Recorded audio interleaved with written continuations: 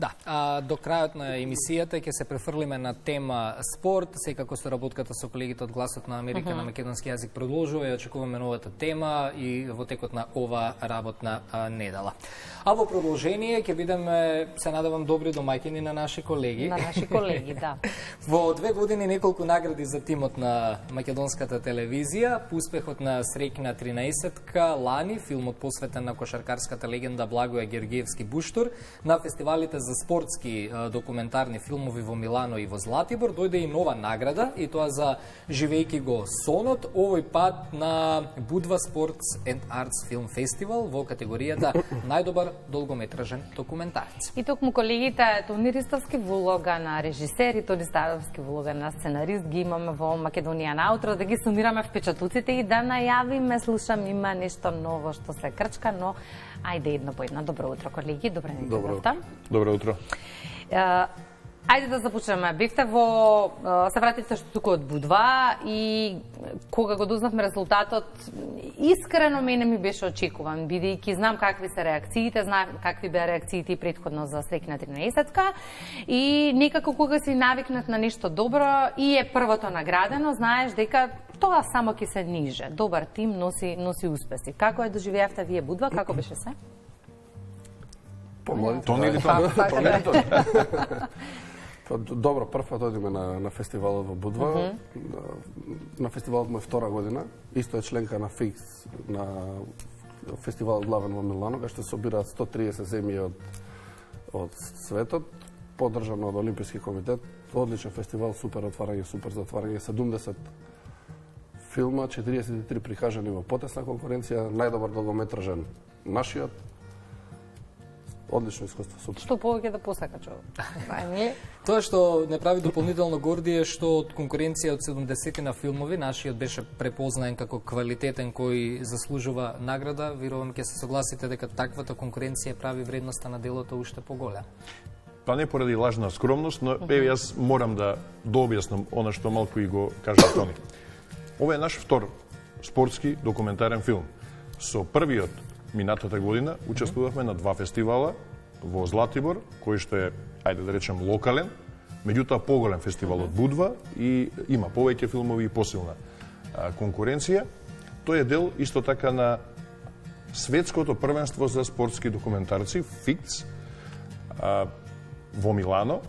Секој ноември 130 членки на ФИКС што организирале фестивали праќаат филмови таму. И ние лани исто така освоивме награда, не прва, туку втора. Во Златибор Тони беше најдобар режисер, тоа е прва награда.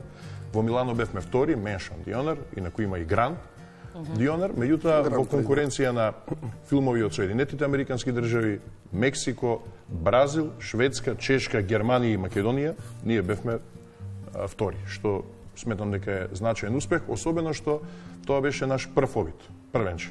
Ние до тогаш не работевме спортски документарци. Јас воопшто, Тони има работено документарни филмови, не знам дали спортски со поинаква содржина. Прво и мене спорт. Сега, овој вториот, Живејки го сонот, е малку поинаков спортски документарец. Таму нема нарација. Туку самите актери во приказната раскажуваат ни што минале во минатите 10 години, како го живееле сонот, дали го завршија, дали го продолжуваат и така натаму. И тоа е тешка форма, затоа што филмот може да биде неразберлив. Ако не ја познавате приказната барем во незините контури, некој може да го изгледа, а трае час и 26 минути и да не свати за што станува збор. И тука беше една мала дилема, барем кај мене, дали во Будва тоа ќе го препознаат. Или пак филмот ќе биде неразберлив. Меѓутоа, од друга страна, како е направен, ние имавме ексклузивни снимки за да го направиме тој филм, затоа што ги работевме тие 3 европски првенства и сите настапи на македонската одбојкарска машка репрезентација во минатото, за разлика од Среќна 13-ка, кога раскажувавме приказна, меѓутоа, одредени поенти во филмот не можеме да ги инсертираме. Туку само остана раскажани од актерите. И од тој аспект, Живејки го сонот е поуспешен од Среќна 13-ка, но од друга страна пак е помалку успешен затоа што, велам, постои една можност некој да не го разбере докрај. Но јас верував дека Живејки го сонот е за око, а мислам дека многу се цени и тоа, е подобар филм и дека нема шанса да не успее во Будва. Сега ќе видиме што ќе биде во Милано. Значи веќе ние не размислуваме за тоа дали на локалните фестивали ќе добиеме награда за да одиме во Милано на светско првенство, туку што ќе направиме во Милано, каде што конкуренцијата ќе биде уште поголема. Па да ги поведеме и гледачите во приказната, која што ќе може ексклузивно на 23 октомври да ја погледнат на првиот канал на македонската. Не е ексклузивно. Ова е филм од минатата година. Два пати имавме можност да го видиме. Да, два пати веќе беше. Не знам зошто ете нисмо го видела. Беше го гледав и е феноменален. Еднаш во август, лани, во најава на Европското првенство на кое што Македонија беше домаќин, ние лани во Скопје бевме домаќини прв пат на машко сениорско европско првенство во историјата на Македонија. И филмот беше втор пат емитуван во најава на првиот надпревар на тоа европско првенство Македонија-Данска. Но би сакала да го ставиме акцентот на тоа дека би сакала и јас лично на 23 октомври да го погледнат голем број на млади. Ова е приказна која што треба да поучи, приказна која што треба да инспирира. Затоа што во денешно време, кога и пред малку информатичарите не бија гости, имаме кој знае колку медали на информатичко првенство, немаме поддршка, одат така како што одат со своји пари. Нешто слично се случуваше и на одбојкарите. Работат и функционираат во услови под професионално ниво, а одат на 3 првенства. Ова е мој дел. Да. Ова е мој дел. Одбојката сега е аматерски спорт. И практично е како пациент кому му давате некаква поддршка од машини за да може да преживее. Идејата на филмот беше да покаже дека со голем напор може да се исцрпат, да се искористат последните потенцијали кои што се рецидив и се по инерција на еден претходен систем кој што знаел во Македонија да направи спорт. Од сите спортови правел индивидуалци кои што се одлични, потоа тие прават и резултати во тимските спортови, во репрезентациите. Тој процес на правење одбојка во Македонија е прекинат пред 10 години, можеби и нешто повеќе. Идејата беше да се покаже дека со оваа генерација, која што сега е веќе на залез, пред 10 години не беше, меѓутоа потенцијалите во смисла на тоа какви услови имаат за подготовка беа исти. Тоа значи одат на надпревар со автобус. Не знаат дали ќе може да отпатуваат, па не знаат дали ќе имаат пари за сендвичи и за вода попат. Таквата приказна сакавме да ја прикажеме за луѓето да видат со што некој се соочувал, а направил резултат. Тоа е првата димензија, значи малку мотивација, или ајде да не бидам здодевен, меѓутоа кога се сака се може. И втората работа, да потчукне во главите на оние што ја водат држава, претходни, сегашни, идни, не мора да се персонализираат одговорностите. Иако е време веќе да почнеме и со прст да ги покажуваме тие што лошо работеле или пак сега лошо работат. Тоа значи да се почукнат тие по главите, да сватат дека оваа држава има потенцијал, само ако се користи правилно и ако нема злоупотреби. А за жал, ние се уште живееме во време во кое што има злоупотреби и во кое што нема никаква стратегија или единствената стратегија е како лично да се оствари некаков бенефит, некаква корист од За жал тоа се дојде по својот дан. Тоа го гледаме ние, или со сите. Доаѓа веќе во одбојката доаѓа, затоа што одбојката во Македонија ќе ме обвинат повторно дека сум, не знам, дефетист или дека ја прикажувам состојбата преку моја призма, со моите очила, ама јас гледам со моите очила и размислувам со мојата глава. Ќе се игра уште една година. Ние ако се пласираме на 4-та европска 2026, браво, потоа сите овие се пензионираат, веќе и на прагот на пензионирање се играчи и ние ќе останеме без национален состав. А знаете колку ни треба наши репрезентации да се појавуваат на меѓународна сцена, на европски, на светски првенства и да освојуваат медали. Колку ни треба информатичарите да освојуваат медали. Колку треба да ги промовираме оние деца што прават лом на надпревари светски за физика, за математика, за кои што ќе прочитаме лево-десно на некој портал, а ние треба да ги негуваме. Ние треба да ги негуваме затоа што тие се нашата иднина. Ние веќе направивме што направивме, односно лошо направивме. Но кога веќе зборуваме за иднината, ќе се вратиме при крајот разговорот и на минатото и само ќе дополнам, верувам ќе се согласите сите, и работата на новинарот е тоа, и да критикува и за позитивни и за негативни работи, па спортот да го извлече најдоброто од тоа.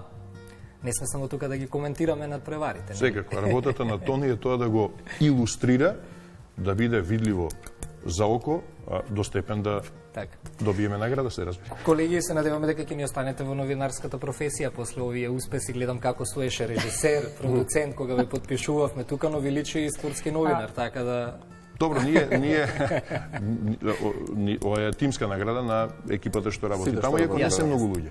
Нашата одјавна шпица, не само во Будва, туку и во Милано, за Милано да не зборуваме. Во Будва нашата оди вака, на брзина. И тоа голем дел се подписите на луѓе што учествуваат во документарето, што ја раскажуваат приказната. Од нашата екипа, тоа е едно мало квадратче. Много овие тука. што се појавуваат на светското првенство на ФИКС фестивалот во Милано во ноември, имаат сериозни одјавни шпици. И истата таа одјавна шпица ќе се погледне во Будва, во Милано, бидејќи по Будва заминувате за Милано. И очекуваме сега и во Милано нешто, знаете како, товарот на плеки е тој. Па, како што спомна Тони, да дополнам, порасна апетитите, не е веќе само да учествуваме. Апликацијата ја пративме во понеделникот, денес ќе го праќаме филмот преведен на англиски, да го погледа нивното жири. Одиме таму, сигурно ќе биде голема конкуренција и годинава. Луѓето што работеа на Стрекна 13 се истите што работеа и на овој филм, тоа се све луѓе наши колеги вработени во македонска телевизија, продукт на македонска телевизија, комплетен. И не знам, мислам дека тоа што само да надополнам што спомна ти за младите, живејќи го сонот е добар да го гледаат младите затоа што таму има приказна како да не се откажуваш а да стигнеш до има некоја таква холивудска димензија, холивудска приказна дека младите можат колку и да е тежок патот се стига до врвот. Само треба упорност. И за крај велат тимот кој победува не се менува, ќе продолжите ли да создавате нови приказни? Има ли нешто што во моментов ве инспирира за нов документарец? Мал тизер на крајот. Ние почнавме нешто да снимаме. Што ве инспирираше? Па ако кажам, тогаш ќе биде јасно која е темата, но тоа не значи дека ќе биде брзо готов тој документарец. Сакаме да биде малку поинаков од овие два.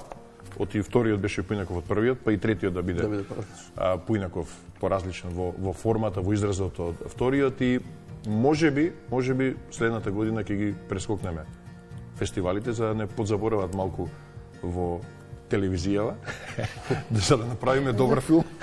И што би рекле спортистите во 2026 да се вратиме посилни. Добро, и нашите апетити пораснаа како екипа зборувам како телевизија, така што на секој следен надпревар, односно фестивал ве очекуваме со знаете. Па да закажеме веднаш 15 ноември. 15 ноември утринска програма. Едва и го чекам тој 15 ноември. Благодарам многу колеги. До тогаш Тони стандардно, нели, на првиот канал на МТВ те гледаме со вести, а Тони тебе те гледаме во режијата, слушалките не знаат, нели? Така, вчера завршивме со маратон, така да утре нешто друго. Благодарам многу за гостувањето во Македонија наутра. Оно што сакав само да прашам за крајна емисија, како дојдовте до МТВ? Имаше метеж, од каде доаѓате? Од која страна на град? Јас можам да кажам доаѓам од Влаe. Не кажувај. Не кажувај. Од Влаe до Мавровка, до телевизија. Тргнав од колку беше 8 часот, 29 бе во телевизија. 40 не. Јас поминав подобро. Од Ново Лисиче немаше никакви проблеми. Ова го прашуваме за да го направиме последниот преглед на метеосостојбата и состојбата во сообраќајот.